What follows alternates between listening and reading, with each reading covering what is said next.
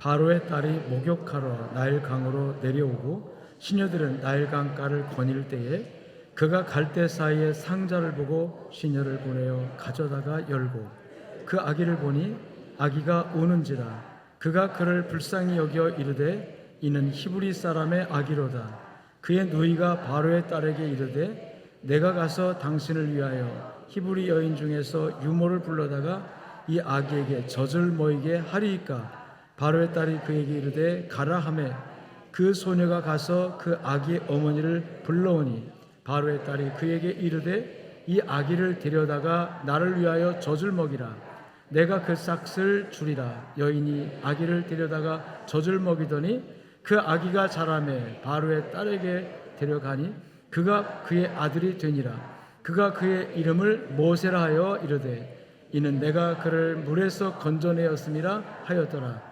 모세가 장성한 후에 한 번은 자기 형제들에게 나가서 그들이 고되게 노동하는 것을 보더니 어떤 애굽 사람이 한 히브리 사람 곧 자기 형제를 치는 것을 본지라. 좌우를 살펴 사람이 없음을 보고 그 애굽 사람을 쳐 죽여 모래 속에 감추니라. 이튿날 다시 나가니 두 히브리 사람이 서로 싸우는지라.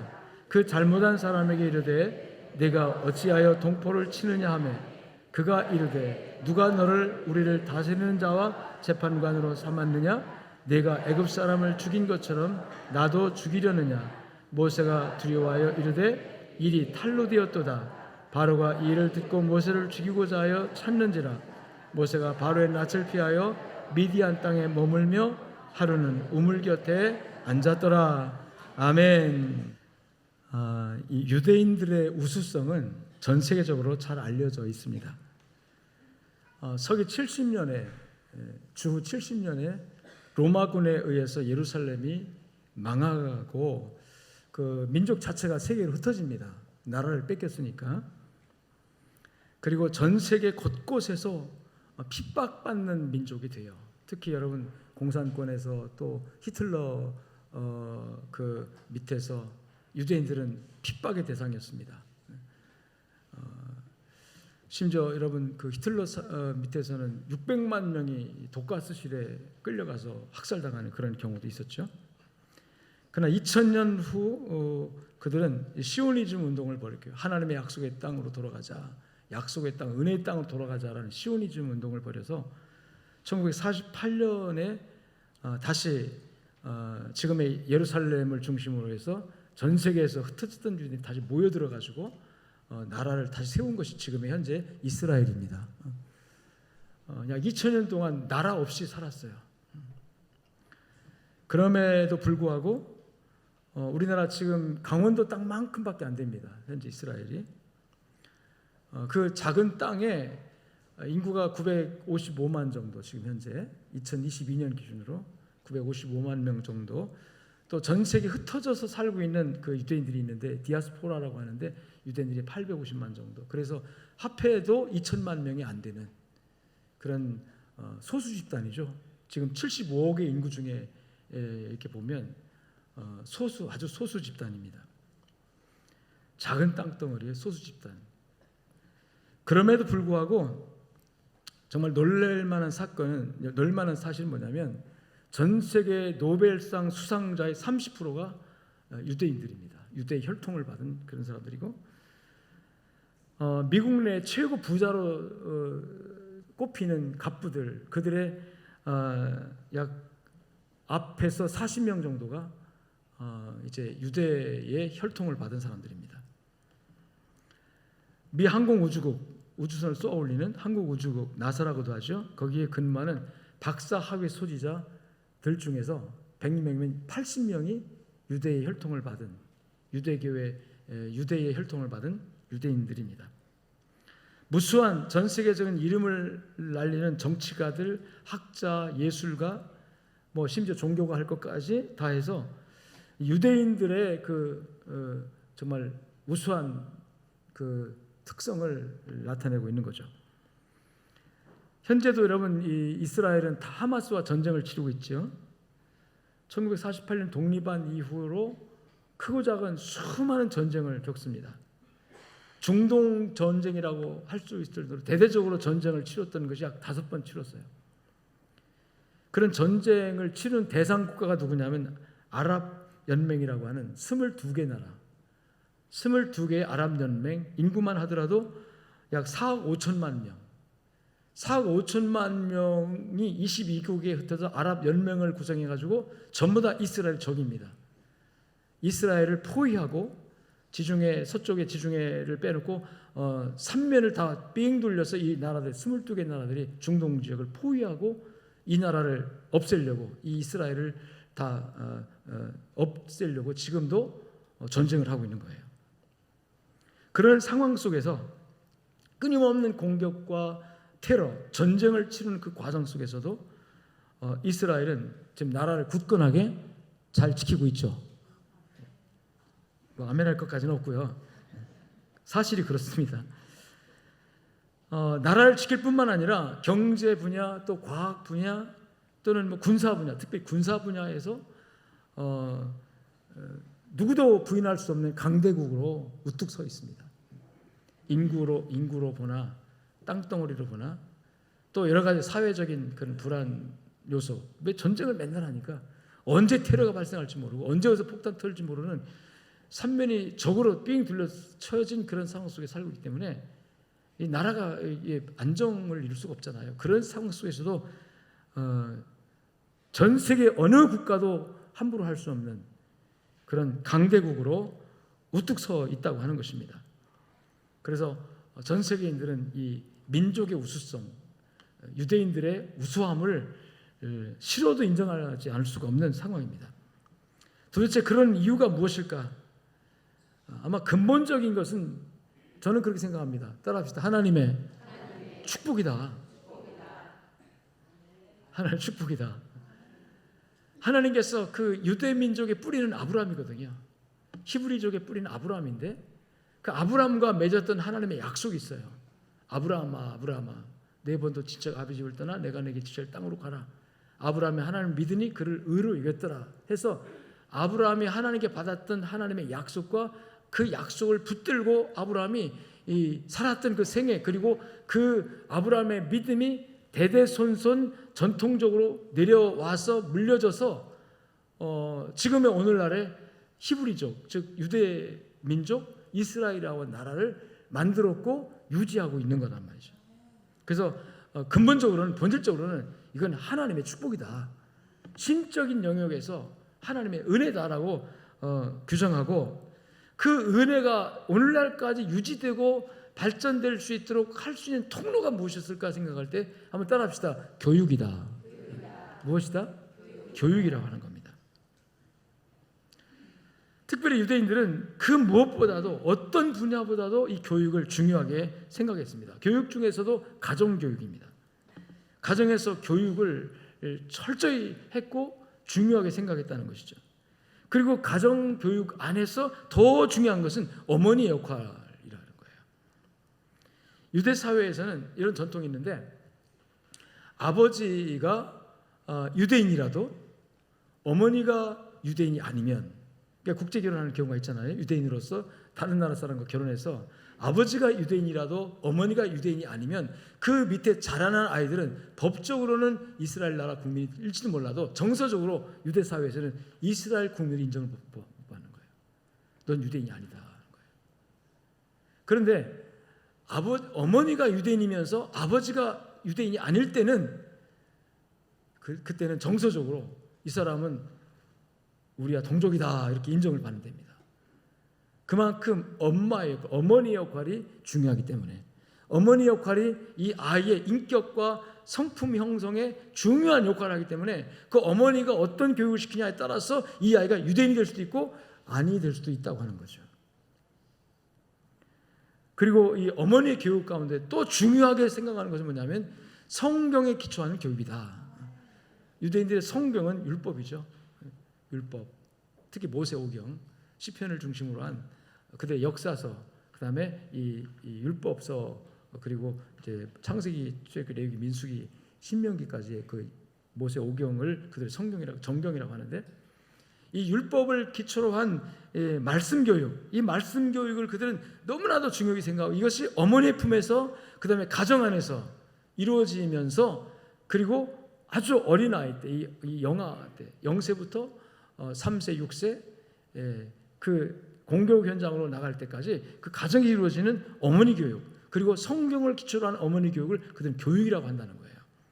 이런 교육의 체제 안에서, 교육의 시스템 안에서, 이런 교육의 전통 안에서 한 유대인이 만들어지고 그 유대인이 바로 하나님의 언약을 기초로 해서 성장해서 하나님의 백성으로 세워지기 때문에 하나님의 축복이, 아브라함과 하는 축복이 그대로 지금까지도 2000년, 3000년 전에 그 언약의 효과가 지금까지도 이 유대 사회에, 즉 이스라엘이라고 하는 축복의 나라를 유지할 수 있는 근거가 된다고 하는 것입니다.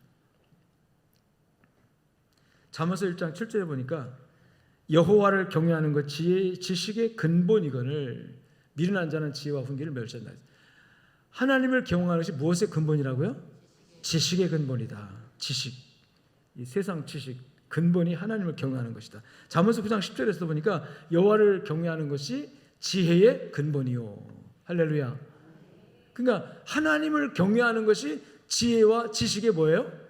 근본, 뿌리라고 하는 거죠. 본질이라고 하는 거예요. 그래서 유대인들은 어떤 세상 지식 가르치기 전에 먼저 가정에서 성경을 가지고 엄마 품에 안고 가정 교육을 한다는 거예요. 그 가정 교육 안에서 하나님을 경외하는 법, 하나님을 아는 지식, 하나님 아는 지식은 말씀, 성경이잖아요. 성경을 통해서 하나님의 말씀을 들려주고 읽혀주고 듣게 하고 암송하게 하고 또 설명해주고 풀어주고 그걸 이야기식으로 전개하면서 아이들이 하나님의 말씀을 충분히 이해할 수 있도록 설명해 준 다음에, 그리고 하나님을 경외하는 법을 가르치는 거죠. 하나님이 이렇게 섬겨야 된다. 그리고 그 다음에 배우는 세상 지식은 너 잘 먹고 잘 사고 출세하기 위해서 배우는 것이 아니라, 따라합시다, 하나님을 잘 섬기기 위해서. 왜 공부하느냐? 나 하나님 잘 섬기기 위한 방법을 배우는 거예요. 이렇게. 하나님을 잘 섬기고 하나님의 백성으로서 살아가는 그 방법과 그 능력을 체득하고 터득하고 습득하기 위해서 학교에 가고 학원에 가고 공부를 한다고 하는 거죠. 근데 오늘날 우리의 교육은 어떻습니까? 왜 공부해야 되죠? 왜 공부 잘해야 되죠? 출세하려고, 취직 잘하려고, 돈 많이 벌려고, 행복하게 살려고, 뭐 그런 거예요. 자기 자신을 위해서 공부를 하는 거잖아요. 근데 유대인들의 이 공부의 목적은 다르다는 거예요. 세상 교육도 다르다는 거죠. 하나님을 경외하는 법이 지혜와 지식이 근본이니까 어떻게 하나님을 잘 섬기는 거냐, 어떻게 하나님을 잘 섬길 수 있느냐, 하나님을 섬기실 방법과 능력을 습득하고 그걸 얻기 위해서 나는 열심히 공부하고 대학도 가야 되고 학문도 해야 되고 기술도 배워야 되고. 할렐루야. 그게 유대인들의 교육의 내용이에요. 철저한 신앙교육. 그리고 또 하나 중요한 게 유대인들은 철저한 신앙교육을 할 뿐만 아니라, 따라합시다, 민족성 교육. 무슨 교육? 민족. 너가 어느 나라 백성이냐, 너가 누구의 민족이냐. 하나님의 민족이다. 하나님의 민족은 아브라함부터 시작한다. 우리 조상은 아브라함이다. 아브라함의 하나님이, 그 하나님이 지금도 살아계신다. 이런 믿음을 심어주는 거죠. 그래서 하나님의 택함을 받은 선민으로서의 정체성, 하나님께서 택한 민족이고 나는 그 민족 중에 하나고 그 민족의 구성원이고, 그래서 이 민족은 하나님의 사랑받는 민족이니까, 선택받는 민족이니까 내가 이 민족에 벗어나면 안 되고 이 민족 안에 들어와야 되고 민족의 정체성을 가져야 되고, 그리고 이 민족을 위하여 내가 헌신하고 희생해야 되고 충성해야 되고. 이번에 여러분 이 이스라엘 전쟁하고 있죠. 지금 누구와 전쟁합니까? 하마스가 여러분 결국 팔레스타인의 그 공동체인데 이게 이제 아랍 연맹과 똑같은 거예요. 전쟁이 터지자 세계가 깜짝 놀랄 만한 사건이 일어납니다. 전쟁 그 자체도 사건이지만 모든 전 세계 주가가 막 탁 폭락하고 그랬잖아요. 그런데 그보다 더 놀란 사건이 뭐냐면, 전쟁 나자 전 세계 유수한 인류 대학에 유학하고 있던 이스라엘 청년들이 갑자기 교실에 없는 거예요. 그 학생 어디 갔어? 자기 나라 전쟁 났다고 좀 비행기 탔어요. 그 친구 자기 나라 전쟁 났다고 지금 나라 지킨다고 갔어요. 여러분, 그게 어디서 나올까요? 민족성 교육이에요. 너는 어느 나라 사람이냐? 어떤 민족이냐? 이거죠. 우리는 하나님의 백성이다. 이스라엘 국민이다 이거죠. 이 민족성 교육이 그렇게 중요한 겁니다. 내 뿌리가 어디냐 하는 거죠. 그 뿌리의 근원을 이들은 성경에 찾고 하나님의 말씀의 언약에 찾습니다. 하나님의 백성이라고 하는, 하나님의 선민이라고 하는 그런 정체성 교육. 유대인들이 유수하고 정말 우수하다고 그 민족이 정말 특별한 민족이라고 전 세계 사람들이 싫어도 인정합니다. 싫어도. 유대인들을 반대하고 유대인들을 적대시하는 사람들도 어쩔 수 없이 싫어도 인정해요. 뭐 사실 그러니까. 여러분, 그런데 그런 우수함이 저절로 된 것이 아니라 하나님만을 섬기는 철저한 신앙 교육과 하나님의 택함을 받은 백성으로서의 민족 정체성을 여러분 부모가 자식에게 가르친 교육의 결과인 줄로 믿습니다. 할렐루야. 그래서 교육이 중요하다는 거예요. 특히 교육 중에서 신앙 교육, 또 정체성 교육. 신앙 교육은 하나님의 말씀, 성경을 기초로 하고, 정체성 교육은 조상으로부터 내려온 전통을 근거로 합니다. 그래서 여러분, 하나님께서 이 성경을 보면 성경에 이름 있는 인물들을 이게 보면은, 예를 들어서 야곱의 얘기를 하다 보면 항상 하나님이 나타나서 야곱에게 말씀할 때 뭐라고 합니까? 나는 누구냐? 너의 조부 아브라함의 하나님, 너의 아버지 이삭의 하나님, 그 하나님이 너 하나님이다. 할렐루야. 항상 그렇게 말해요. 항상 나는 너의 아버지 누구의 하나님이다 이렇게 말해요. 너의 할아버지 누구의 하나님이다. 이 말씀 속에 교육이 들어가 있는 겁니다. 그 조상으로부터 물려받은 하나님에 관한 믿음, 또 조상으로부터 물려받은 너의 정체성을 넌 누구냐라고 말할 때, 나는 누구다 할 때 그냥 나로 설명하는 것이 아니라 나는 아브라함의 자손입니다 이거예요. 그런데 그게 그냥 되느냐는 거죠. 그 아버지로부터, 아버지는 그 할아버지로부터, 그 할아버지는 그 아버지로부터 계속해서 내려오는 교육을 통해서 이루어지는 줄로 믿습니다. 여러분, 그래서 우리 교육 잘해야 합니다. 누구 교육 잘해야 돼요? 자녀 교육. 할렐루야. 자식 교육 잘하기를 주의 이름으로 축복합니다. 무슨 교육 잘하자고요? 두 가지. 신앙 교육. 두 번째, 정체성 교육. 우리 대한민국으로 예를 들어 본다면, 여러분, 우리는 대한민국의 국민이잖아요. 그러면 넌 누구냐 할 때 나는 하나님의 백성이다. 신앙 교육이죠. 아멘. 난 믿음의 사람이다. 교인이다. 구원받은 사람이다. 이게 우리의 영적인 정체성입니다. 할렐루야. 하나님 택함 받은 사람이다. 하나님 내 아버지다. 아멘. 분명하게 여러분 이거 말할 수 있습니까? 어디 가도 얘기할 수 있습니까? 나는 누구냐 할 때, 당신 누굽니까? 난 하나님 백성입니다. 나 기독교인입니다. 예수 믿는 사람입니다. 입을 안 열고 아멘 안 하는 사람은 자신 없어요? 아멘. 어디 가서 누가 물어봐도 이해득실을 따져서 내가 기독교인이다 하면 어떤 손해가 와도, 어떤 핍박이 와도, 어떤 피해가 올지라도 나는 똘똘 뭉쳐서 기독교인이니까, 부인할 수 없는 기독교인이니까, 속을 보나 겉을 보나 나는 기독교인이니까. 할렐루야. 혼자만이 아니라 누구에게나 그 얘기를 할 수 있는 신앙교육 이루어져야 되잖아요. 아멘. 또 당신 누굽니까 말할 때 난 대한민국 사람입니다. 여러분, 지금 유행되는 말 가운데, 뭐 최근에는 아니지만 전에 한참 또 젊은이들 가운데 유행되는 말, 헬조선이라는 말이 있어요. 헬은 지옥이라는 뜻입니다. 조선은 우리나라 대한민국이 세워지기 전에 우리 참 가난하고 어려운 시대를 살았던 조선 시대, 헬조선. 지금이 그런 헬조선이라는 거죠. 그러니까 조선 시대보다 못하고 지옥보다 못한 시대다. 여러분, 지금 우리가 조선 시대보다 못합니까? 양심을 두고 생각해 보세요. 우리가 사는 지금 환경이, 우리가 사는 대한민국이, 지금 21세기에 사는 대한민국이 조선 시대보다 못하다고 생각하십니까? 대답을 못 하십니까? 그럼 지옥보다 못합니까 지금? 그건 아니요 나오네요. 아무리 생각해도 아무리 무슨 자료, 역사 다 찾아봐도 여러분 경제 분야, 의료 분야, 교육 분야, 또 정치 분야 어디 뭘 다 갖다 봐도 조선시보다 낫다고 저는 믿습니다. 여러분 아멘이나 괜찮아요. 각자 생각이 다르니까. 뭘 봐도 객관적으로 자료를 봐도 지옥보다는 더더욱 그렇고요. 아무리 세상 살기 힘들고 아무리 지금 지옥 같은 세상에 살고 있다고 여러분 지옥이 어떤 곳인지 아십니까? 지옥인 것은 그 고통의 양의 많고 적음 또 그 고통의 크고 적음을 떠나서 지옥의 고통은 따라합시다. 영원하다. 영원해요. 근데 세상은 영원한 게 있어요 없어요? 여러분 고통도 영원하지 않습니다. 지금 가난도 영원한 게 아니에요. 물론 가난에서 벗어나지 못하고 평생 가난에 살다가 죽는 분도 있지만 천국 가면 부자가 될 수 있어요. 세상에 소망 가서 천국 소망 가서 사시기 바랍니다.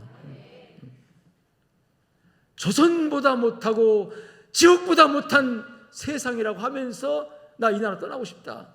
그 사람에게는 뭐가 없냐면 돈이 없는 게 아니고 그 사람에게 비전이 없고 그 사람에게 정체성이 없는 거예요.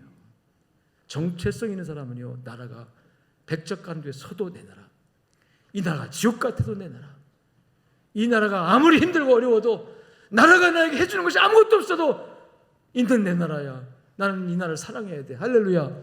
그런 사람들에 의해서 나라가 지탱되고 그런 사람들에 의해서 이 나라가 지금까지 살아온 거예요. 너무나도 쉽게 민족 정체성, 국민으로서의 정체성을 모르는 거 이유가 뭔지 아십니까? 교육을 안 시켰어요. 어린아이 때부터 국가가 해야 할 교육을 포기했고 이 사회가 해야 될 교육을 포기했고 가정이 해야 될 교육을 포기했어요. 이 국민으로서의 교육. 어떤 나라 국민은 전쟁이 나면 나라 지켜야 된다고 젊은이들이 보태를 싸가지고 공부하던 학교를 쉬고 휴학계를 내고 전쟁하고 오겠다고 나가는데 어떤 나라 국민은 전쟁 나면 다 외국으로 도망가 버리고 그 나라 누가 지킵니까? 이 민족 정체성, 이 국가관을 확립하는 거 얼마나 중요한데요. 이 교육을 대한민국 국가가 포기해버렸어요. 공교육이 포기했어요. 학생 인권절에 참 좋아요. 학생 인권을 존중하자. 그런 차원에서 교육도 자유하자, 또 두발도 자유하자 이런 긍정적인 좋은 면이 있습니다. 분명히. 그런데 그 폐해가 너무나도 심각합니다. 뭐가 심각한지 아십니까? 학생의 인권은 너무너무 강조를 많이 했어요. 그런데 가르치는 교사의 교권, 양육하는 부모의 양육권은 아예 그냥 없는 것처럼 만들어놨어요. 그래서 인권 하면서 임신 출산할 것도 학생들에게도 너 자유 권리다. 성적 자기 결정권이 있다. 동성애 성전환 이런 거 네가 결정하면 누구도 닿지 못한다. 이걸 인권으로 가르치는 기본 인권조례. 뿐만 아니라 학생은 여러분 아직 인격체로서는 존중받아야 될 완전한 사람이지만 아직 자라나야 되고 아직도 여러 가지 부족한 면이 있는 것이 학생들이에요. 어린 아이예요. 그럼 아이를 잘 양육하고 돌보고 교육을 해서 정말 성품적으로 인격적으로 이 나라를 또는 민족을 또는 하나님 나라를 위해서 기여할 수 있는 일꾼으로 만드는 어떤 교육을 해야 되는데 이런 교육을 할 수 없는 그런 환경으로 만들어버린 거예요. 예를 들어서 수업 시간에 조는 아이에게 야 졸지 말고 일어나 공부해야지 하면 왜 참견이에요? 조는 거 내 자유예요? 잠자는 내 자유예요? 꿀밤한테 주면 왜 때려요? 전화 고발하면 경찰 와가지고요 교사만 연행해 갑니다.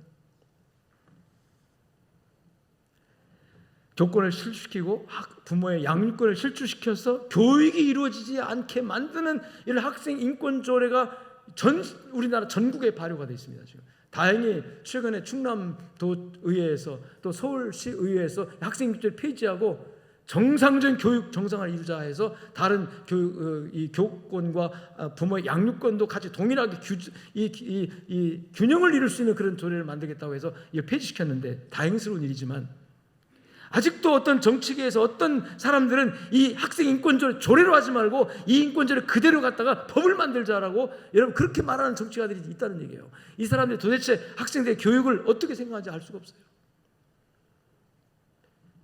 여러분, 오늘 우리의 아이들의 교육을 세상 공교육에 너무 무책임하게 맡겨놓고 가정에서의 교육, 교회에서의 교육, 부모가 할 수 있는 이 교육을 너무나도 등한히 하는 이런 상황은 우리 아이들의 영혼을 망치는 거다.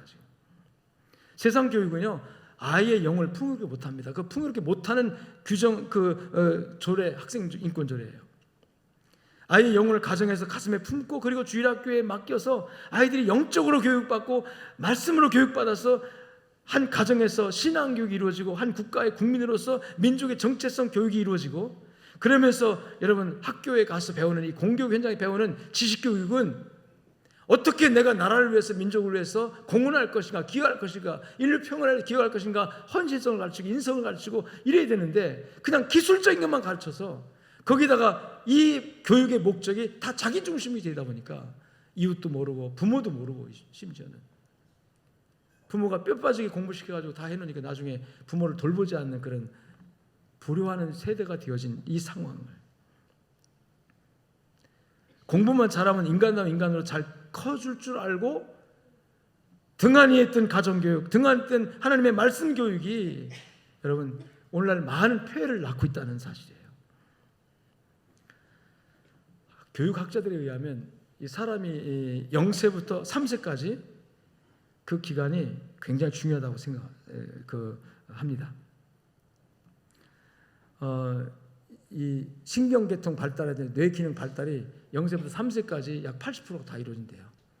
80%. 그래서 그 시기를 놓치면은 인간 교육 할 수 없다 할 정도로 어린이라고 표현되어진 청소년 시기가 너무나도 중요하기 때문에 이 시기를 우리가 정말 하나님의 사람으로서 한 국가의 책임 있는 국민으로 만들어가는 과정에서 여러분 세상 공교육 현장에만 둘 것이 아니라 가정에서 또 교회에서 우리 각자가 내 자녀에게 어떤 교육을 했는지를 뒤돌아보면서 여러분 다시 한번 길을 찾을 수 있는 믿음이 오늘 저와 여러분에게 있어지기를 주의 이름으로 축복합니다.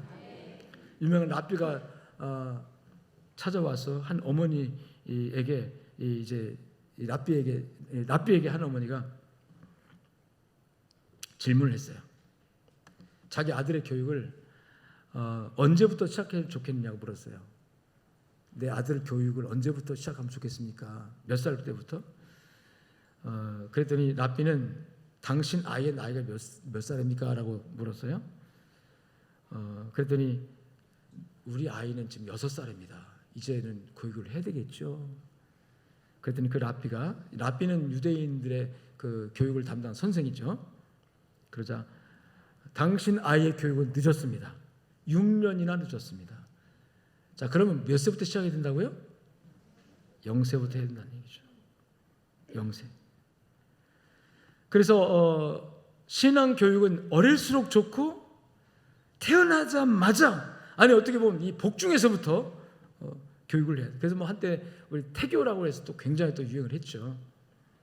그 태교조차도 성경에서 말하는 교육이 아니에요. 태교조차도 영어를 많이 들려주면 영어를 잘한다 해가지고 그런 교육이 있잖아요. 태교 중에 인성교육, 신앙교육을 성경 말씀 들려주고 찬양을 들려주고 엄마가 아기에게 애기야 너는 하나님 축복받는 아이야, 사람이야, 앞으로 태어나면 너는 하나님께 사랑받는 아이가 될 거야, 이런 거 교육한 것이 아니라 어릴 때부터 복중에서부터 영어를 많이 들려주면 태어날 때 영어를 저절로 할 줄 알고, 그래서 그런 식의 이제 그런 교육을 조기 교육을 하면서 했다는 거죠. 여러분의 관심이 나는 자녀 키운 시대를 다 지냈고 이제 내 자식은 다 성장했고 할지라도 후대가 있잖아요. 손주들이 있고.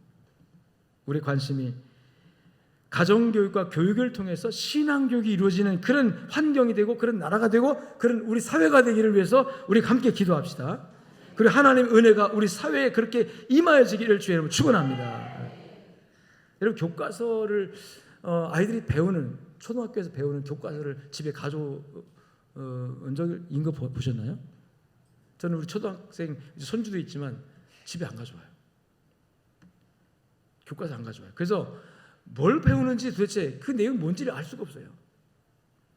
근데 그 내용 중에 이 아이들에게 지대한 영향을 끼치는 인성과 신성에 또는 인성과 믿음에 영향을 끼치는 중요한 내용들이 우리가 알려진 것은 지나는 교육은 그건 이미 다 알려진 것이고 최근에 학생 인권조례에 기초한 여러 가지 교육 내용들이 정말 기가 찰 정도로 기성세대가 우리가 알면은 도저히 용납할 수 없는 내용들이 다 수록이 되어 있습니다.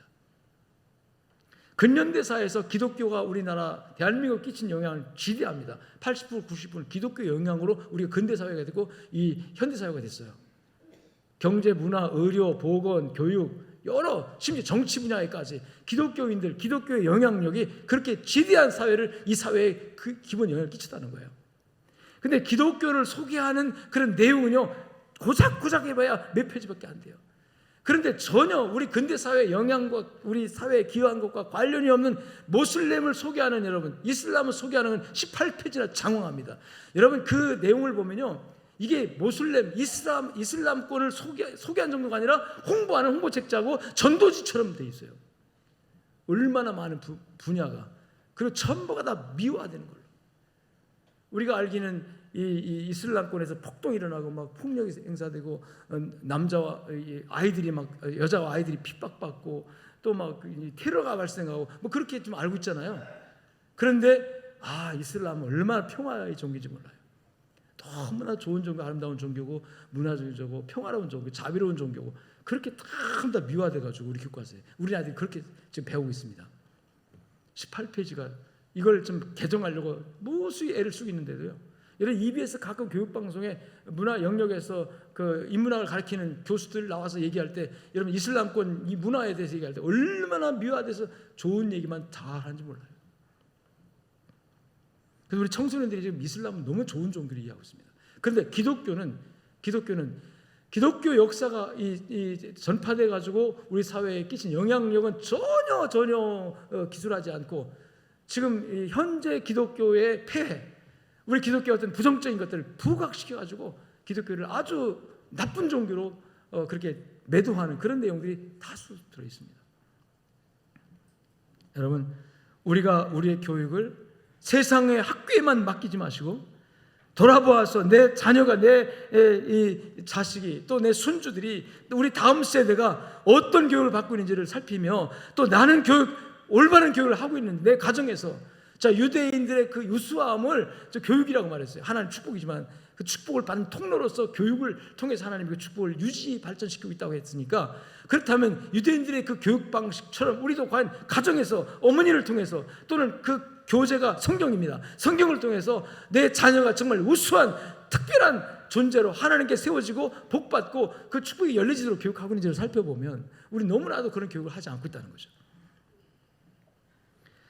성경에서 유대인 교육의 모델을 보게 되는데 성공 모델과 실패 모델을 이제 두 개를 제가 소개할 건데요. 성공 모델이 오늘 본문으로 소개한 모세의 경우입니다. 모세는 이스라엘 지도자입니다.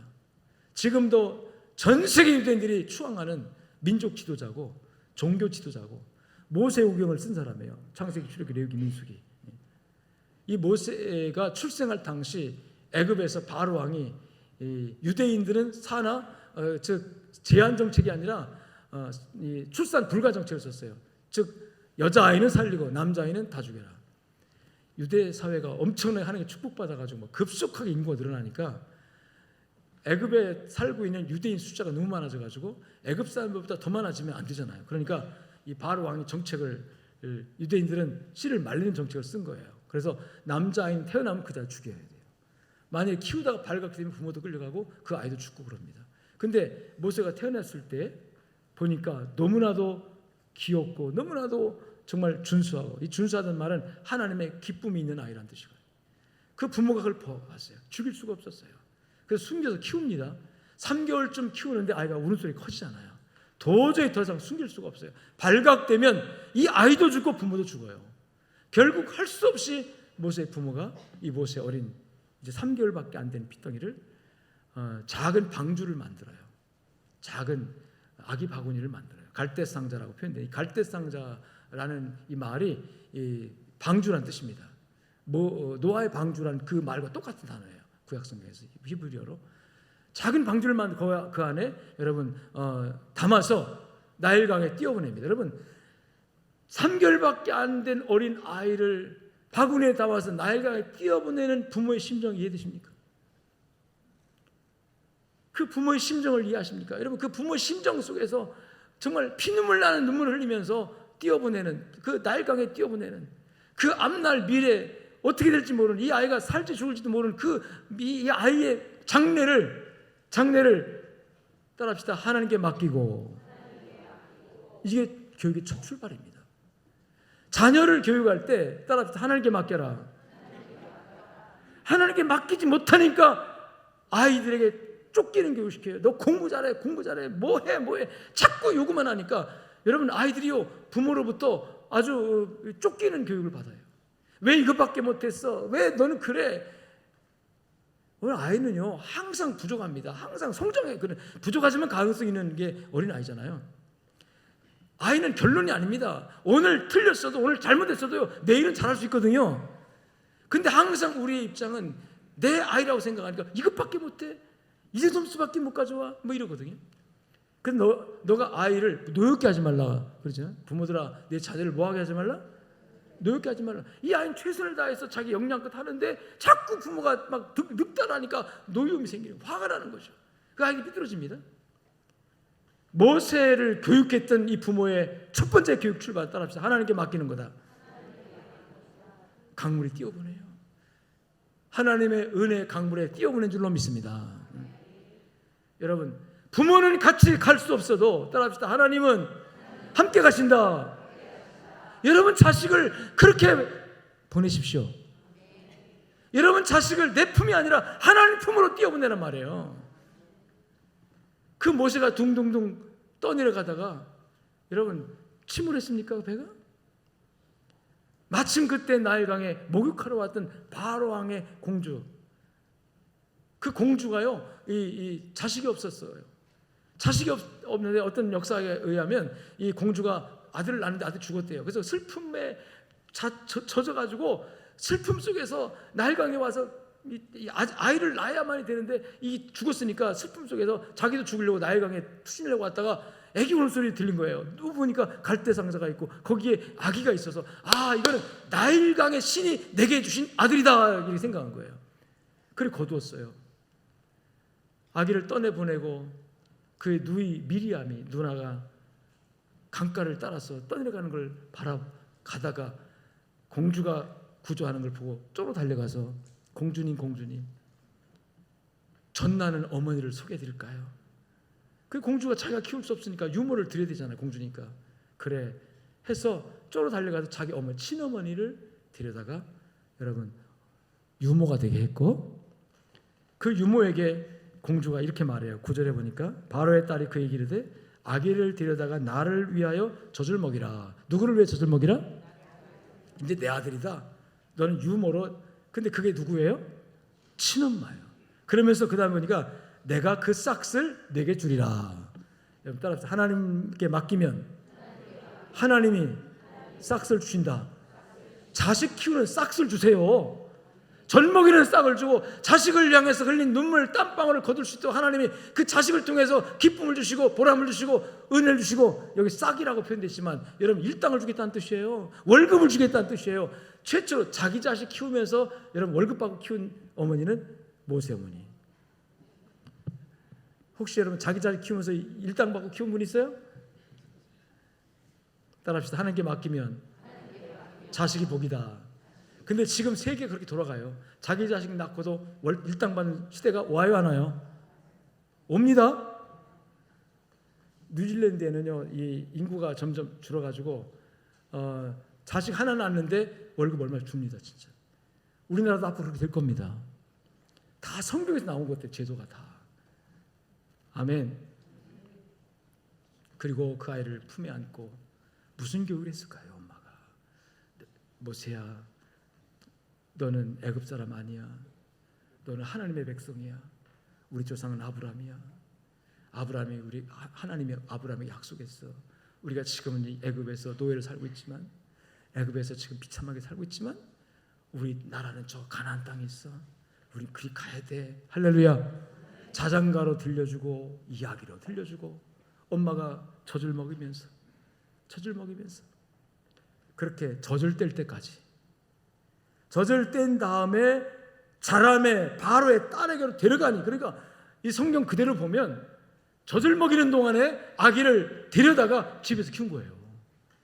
그리고 이제 젖을 띨 때쯤에 다시 왕궁으로 학교로 보낸 거예요. 왕궁으로. 그리고 저는 생각합니다. 왕궁으로 갈 때도 아마 모세 어머니가 따라갔을 것이다. 유모로 따라가서 거기서 이 어린 왕자를 이렇게 돌보고 했을 것이다. 그리고 그 후에 왕궁에 들어가서 이제 공교육을 받습니다. 공교육. 근데 그 공교육은 유대 교육이 아니고 히브리 교육이 아니고 신앙 교육이 아니고 철저하게 애굽의 우상 문화 교육이고 우상 종교 교육이고, 그다음에 애굽의 철학, 사상, 정치, 문화, 경제 모든 영역에서 최고의, 우리나라 서울대학의 최고의 학벌 나온 것처럼 최고의 학문과 최고의 여러분요 그 조건에서 교육을 받은 줄로 믿습니다. 아멘. 젖을 띈 다음에 왕궁에 들어가서 왕자 교육을 받은 거예요. 얼마나 좋은 시설, 얼마나 좋은 개인 선생님, 최고의 이 애굽에서 최고의 그 선생님이 와서 개인 교습했겠잖아요. 왕자 교육을 했으니까. 그렇게 자라고 그렇게 애굽 사람으로 왕자로 컸고 40세까지 중년까지 그렇게 컸어요. 40세 될 어느 날 민정시찰을 하러 왕궁 밖 어느 곳을 갔는데, 거기에 어떤 감독자가 어떤 노예 하나를 막 때리는데 너무 심하게 구박하는 거예요. 때리는 거예요. 또 보니까 이 모세 생각에 때리는 사람은 애굽 사람, 맞는 사람은 우리 동족, 이런 의식이 있었기 때문에 우리 동족이 지금 박해받고 있다, 우리 동족이 지금 심하게 구박받고 있다는 것이 느껴지면서 동질성, 동질감이 느껴지면서 속에 분노가 일어납니다. 그래서 다짜고짜 그 간역자를 쳐 죽였어요. 그리고 모래에 감춰 묻어놨습니다. 그 다음 날도 그 장소에 가봤더니 이제는 같은 히브리족끼리 싸우고 있는 거예요. 여보시오, 당신들 히브리족 아닙니까? 왜 싸웁니까? 싸우지 마요. 같은 동족, 그러면 안 돼요. 말렸더니 그 사람 중에 하나가 당신 누구예요? 당신 왕자가 애굽 사람 왜 참견합니까? 어제는 누구를 죽이더니 또 이제 나를 죽이려고 합니까? 이런 말에 모세가 충격을 받는 거예요. 아, 내 신분이 들통났구나. 내 신분이 애굽 사람, 애굽의 왕자가 아니라 히브리족인 것이 이제 드러났구나. 그리고 그것이 보고가 되고 바로 왕이 애굽의 이 왕자인 모세가 그 신분이 히브리족인 것이 이제 공개되면서 그들 정치적인 적에 의해서, 여러분 그대로 있었으면 모세가 바로 왕의 뒤를 이어서 왕이 될 자격인데, 그러다 보니까 그 다른 왕자들 속에서 많은 알력이 있고 정치적인 갈등이 있었죠. 그러니까 이 모세를 지지하지 않는 어떤 세력에 의해서 이것이 부각되면서 더 이상 왕궁이 있을 수가 없는 상황이 되어서 결국 모세가 달랍니다. 도망을 갑니다. 애굽에 출발해가지고 미디안 광야로 가서 망명 생활을 한 40년 하잖아요. 그리고 하나님께 부름받아서 하나님께서 다시 이 애굽으로 돌아와서 이스라엘 민족을 구원하는 지도자로 하나님 쓰신 줄로 믿습니다. 결론적으로 이 모세는 위대한 하나님의 종으로 이스라엘 민족의 지도자로 하나님께 쓰임을 받았고 그렇게 역할을 했습니다. 어떻게 애굽의 부귀영화, 가만히 있으면 아무 일도 없고 가만히 있으면 애굽의 왕이 될 수 있는 그런 위치에 그런 자격을 가지고 있는 모세가 단지 이 어떤 노예 하나를 변호하다가, 노예 하나를 억울함을 변호하다가 자기 신분이 다 날아가는 그런 억울함, 그런 어떤 손해를 감수하면서 그런 행동을 할 수가 있었느냐, 그런 생각이, 그런 마음이 어디서 나왔느냐는 거예요. 그게 바로 영세부터 어머니 품속에서 받았던, 따라합시다, 교육의 효과다. 아멘. 그 교육의 효과, 나는 히브리 사람이다. 부귀영화 아무리 나에게 많이 줄지라도 내 본질은, 내 기본 뿌리는 나는 하나님의 백성 히브리 민족이다. 할렐루야. 그래서 전 인격적인, 즉 그 삶 전체에 영향을 미치는 것이 영세부터 어머니 품속에 받았던 그 교육의 영향이라는 거죠. 그렇다면 여러분, 저와 여러분의 어린이, 즉 내 자녀, 손주들에게 향한 교육이 어떤 교육을 하고 있는지, 대부분 우리 가정교육, 부모교육 포기하고 있잖아요. 아, 교육은 어려운 거야, 힘든 거야. 그러니까 그냥 세상에 맡기고, 즉 학교에다 맡기고 학교만 잘 가면 돼. 신앙교육도 여러분 가정에서 시작해야 되거든요. 부모가 해야 되거든요. 근데 교회만 보내면 신앙교육 다 이루어질 줄 알아요. 여러분 교회에서도 신앙교육 잘 어려워요. 사실은 가장 중요한 것이 바로 어디 교육이다? 가정교육이고, 또 무슨 교육? 부모 교육이고 엄마 교육이고. 할렐루야, 할렐루야. 이게 모세가 이 교육의 성경적 교육을 성공한 예가 모세 교육, 가정교육, 엄마 교육, 엄마 품의 교육. 이게 성공한 사례가, 성공 사례, 성공 모델이 바로 모세의 경우입니다. 두 번째로 실패 모델이 또 하나 있어요.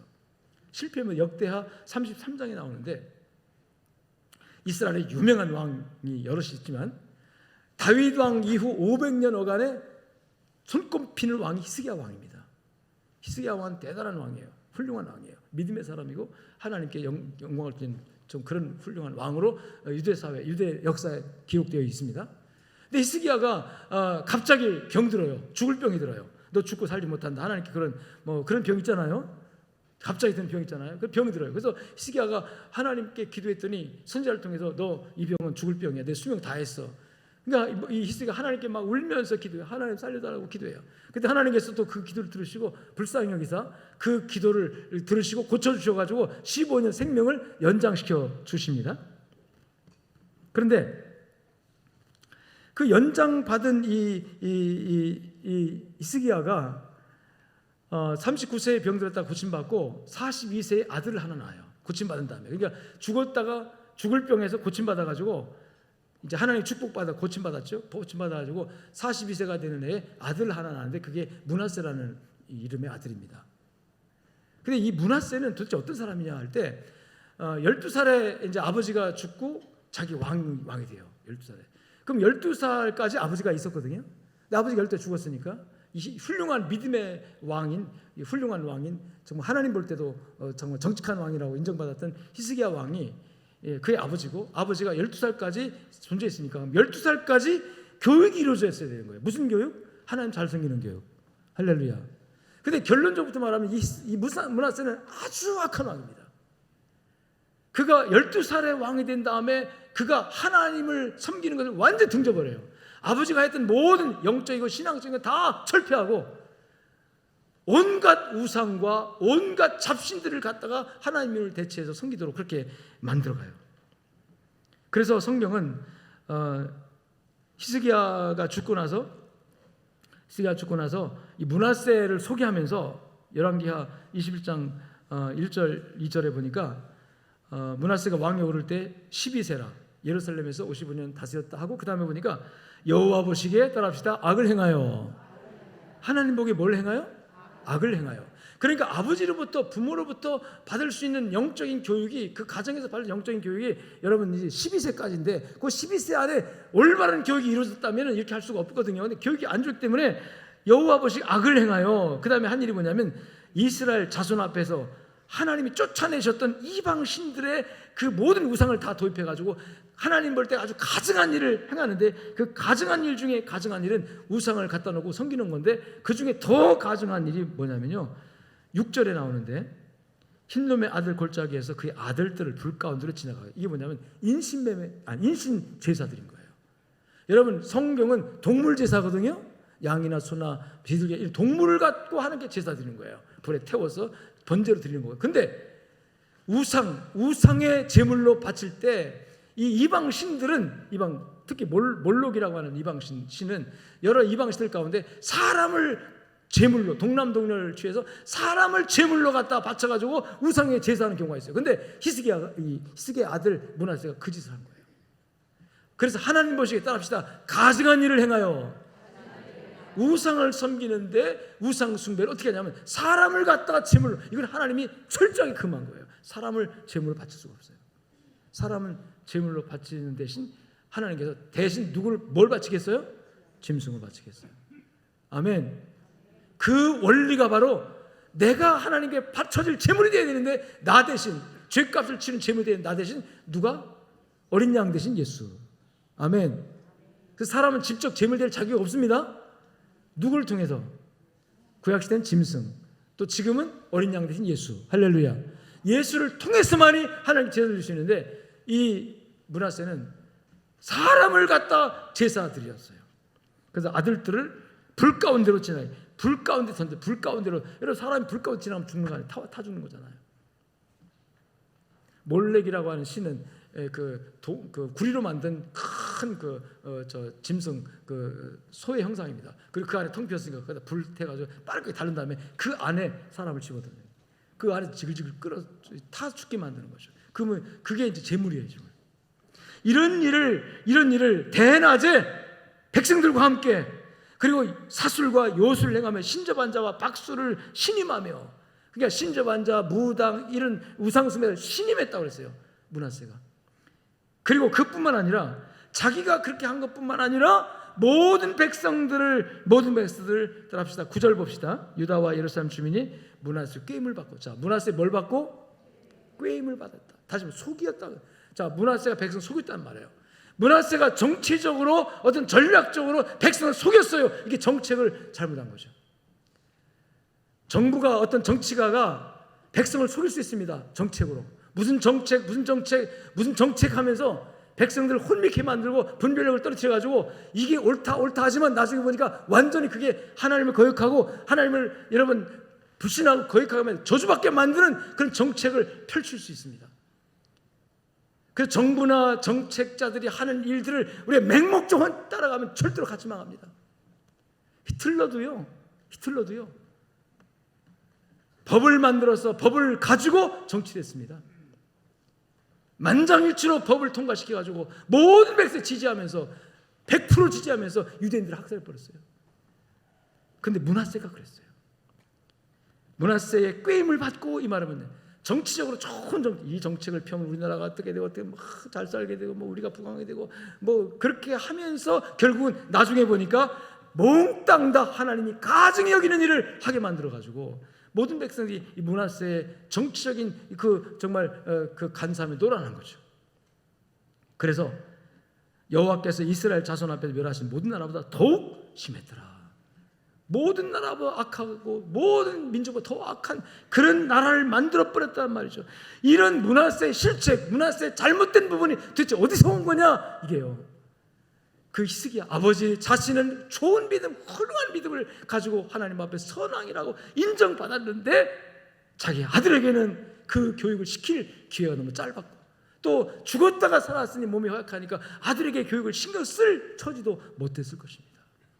39세에 죽을 병 들었다가 하나님께 기도해서 간이 고침받아가지고 그 다음에 2년 후에 있다가 죽었으니까 이 병 들었을 때 얼마나 그 병 때문에 자식 교육을 돌아볼 수도 없었을 것이고 그냥 방치했겠죠. 신하들에게 방치하고 다른 데 방치했겠죠.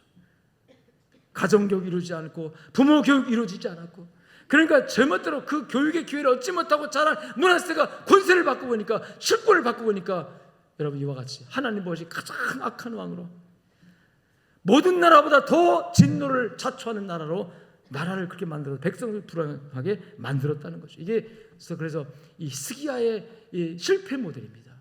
교육 실패 모델이에요. 도대체 왜 히스기야는 이 교육이 실패했는가? 올바른 훈계를 하지 못했다는 거예요. 앞서 말한 것처럼 39세 때 죽을 병 걸렸다가 고침받아 여러분 이 42세에 낳은 아들이니까 죽을 병 걸렸다가 고침받아서 42세에 낳은 아들에게 이 아버지가 이 교육에 신경을 쓰지 못했을 것이다. 그리고 교육을 했을지라도 올바른 훈계를 하지 못했을 것이다. 여러분 자식에게 올바로 훈계하시길 바랍니다. 교회에 나와서 예배드리는 걸 올바로 가르쳐주세요. 너가 하나님을 섬기는 것이 지혜와 지식의 기초고 근본이고, 세상의 지식이 아무리 많아도 하나님 모르면 꽝이다. 요새 말로 꽝이다.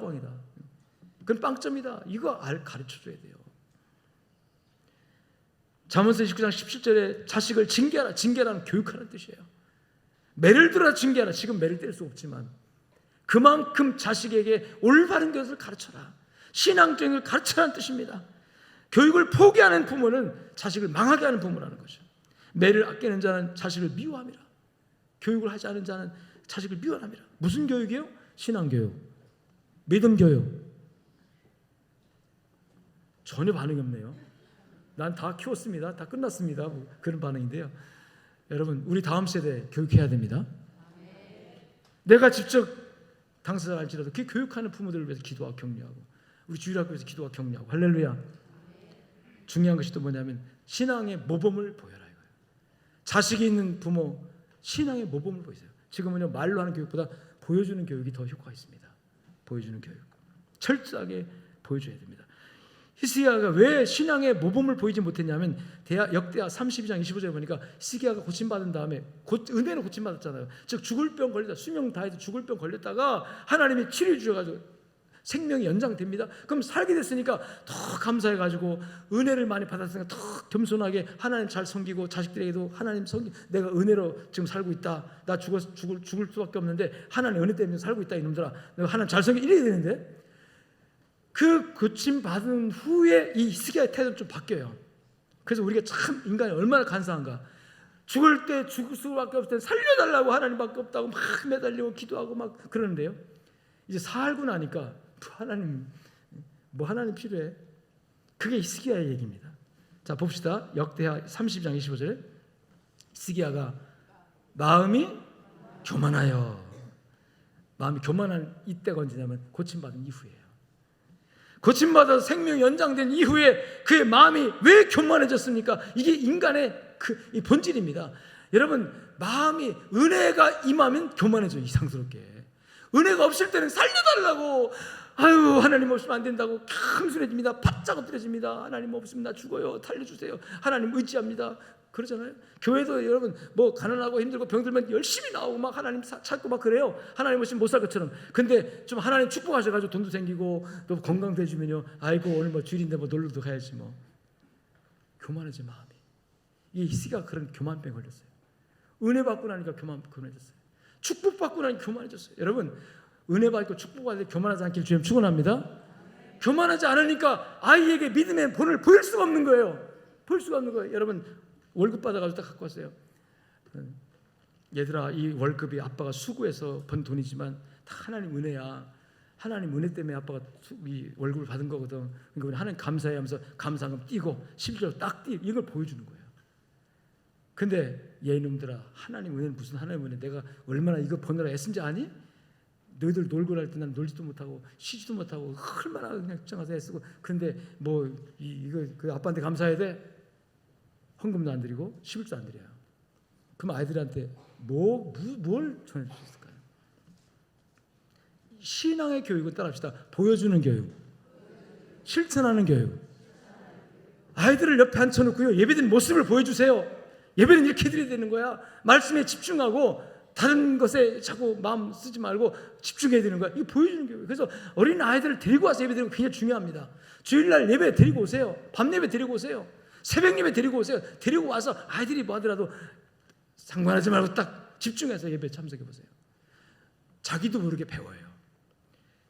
여러분 히스기야는 그걸 못했어요. 할 기회도 없었지만 어쨌든 모범을 보이지 못하는 예배, 모범을 보이지 못하는 신앙교육, 자식에게 보여줄 것이 없는 신앙. 따라합시다. 보여주는 교육, 모범이 되라는 얘기겠죠. 교회 섬기는 것, 출석하는 것, 예배드리는 모습 다 여러분 자식들은 안 보이는 것 같지만 다 봅니다. 보고 자기도 모르게 따라서 그대로 해요. 그대로 갑니다. 여러분 자녀에게 비친, 손주에게 비친 나의 믿음의 모습, 신앙의 모습은 어떠할까 생각해 보셨습니까?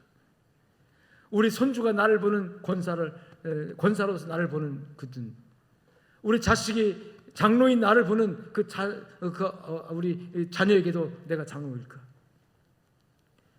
저도 역시 마찬가지입니다. 내가 목사인데 내 자녀들이 나를 목사로 인정할까? 아빠 이전에 목사로 인정할까?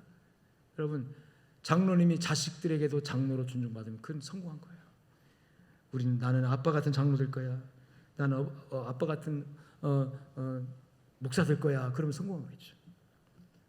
여러분 모든 면에 우리 신앙교육이 중요하다는 사실을 알고 믿음 안에 굳게 서시기를 주의 이름으로 축원합니다. 축원합니다. 하나님 아버지 감사합니다. 주님 말씀 붙들고 이 가정의 달 자녀 교육에 대해서 한번 생각해 보면서 부족한 것은 주님께 도움을 구하고 내 자녀들을 믿음으로 세우는 일에 다시 한번 각성하도록 우리 마음을 붙들어 주시옵소서. 감사하며 예수님 이름으로 기도 올리옵나이다. 아멘. 이제는 살아계신 우리 주 예수 그리스도의 은혜와 하나님 아버지의 무한하시고 극진하신 사랑과 성령님의 충만한 은혜와 역사가 오늘 가정에서부터 말씀을 기초로 하여 아이들에게 하나님 잘 섬기는 법을 가르치고 신앙의 전통을 물려주고 국가관과 민족성을 일깨워서 다음 세대가 이 나라의 중요한 주역으로 세워지기를 간절히 바라는 기도를 가지고 나가는 우리 양족의 모든 성도들 머리 위에, 저들의 가정과 삶 현장 속에 우리 자라는 청소년들 머리 위에 이제부터 영원토록 함께 있을지어다. 아멘.